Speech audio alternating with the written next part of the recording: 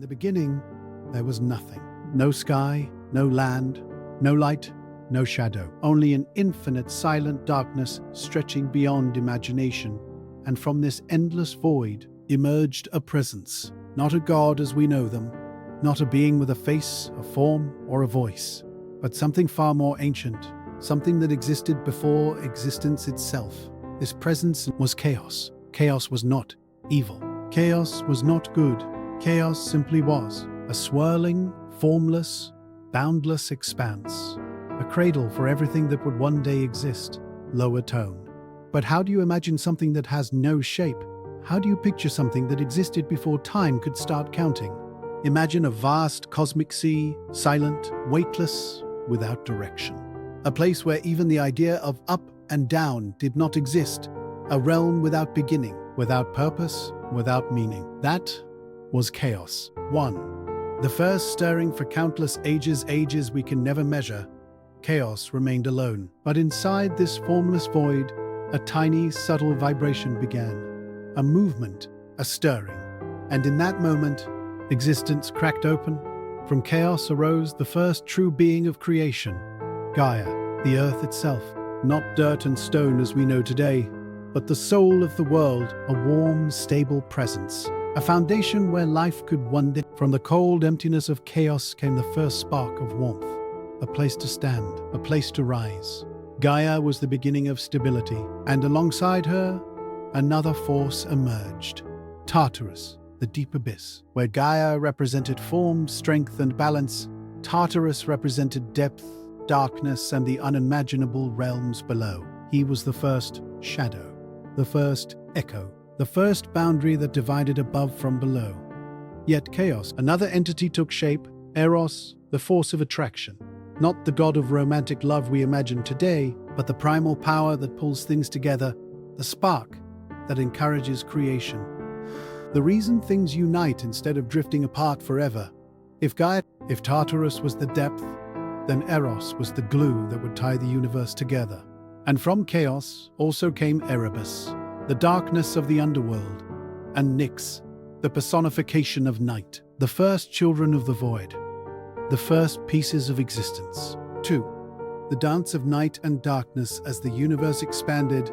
Her presence painted the void in velvet black. Yet unlike chaos, her darkness had beauty, it had mystery, it had depth. Erebus followed her, filling every unseen corner with shadows. Where they danced, the first boundaries of darkness and light began to form. From Nyx came Aether, the bright upper air of the heavens, and Hemera, the day itself. Day and night, opposites born from darkness, a reminder that even silence can give birth to harmony. Every step they took shaped the universe just a little more. Night followed day, day followed night, and the cycle began. The first rhythm of existence. 3. Gaia's awakening now. Imagine Gaia, expansive, powerful, yet alone. Her form stretched wide, but she had no partner. No sky above her, no mountains rising from her surface, no oceans swirling across her. She was full of potential, but incomplete, and like all things created by chaos, Gaia possessed the ability to create from within herself. So she breathed deeply, and with a surge of divine force, she created Uranus, the sky. Uranus rose above her like a shining dome, a protective arch of stars and swirling winds. He wrapped himself around Gaia, and for the first time the universe had structure. It had layers.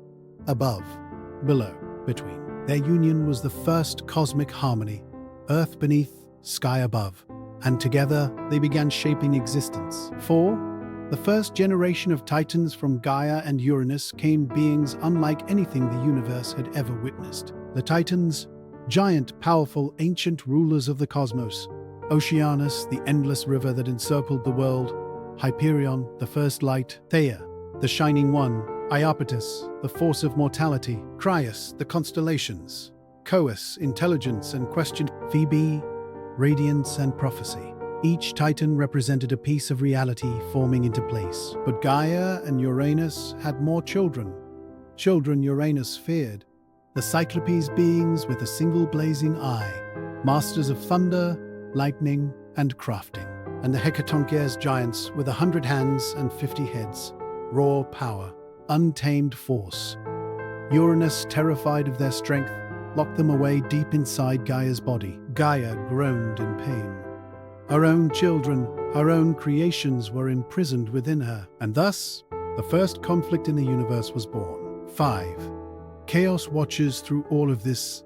The births, the conflicts, the rising order. Chaos observed silently. Because chaos had no form, no personality, no voice. Chaos did not guide. Chaos did not interfere. Chaos simply remained, like a backdrop to existence. A reminder of what came before. Every god, every titan, every being that would ever exist. All of them were shaped by the absence chaos once created. Chaos was not the beginning of the world. Chaos was the beginning before the world.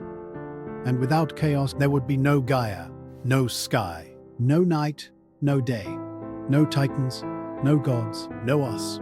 6. Order rises from the void as ages passed. The children of Gaia and Uranus grew, and among them was Cronus, the youngest titan, the one destined to change everything. But that is a story for another day. For now, we return to the beginning.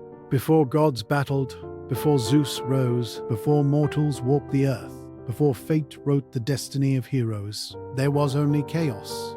A blank canvas, a silent stage, a cosmic heartbeat waiting for its first echo. From chaos came existence, from existence came creation, and from creation came the stories we still tell today. So whenever you look at the night sky, whenever you wonder where everything began, remember this: even nothingness can be a beginning.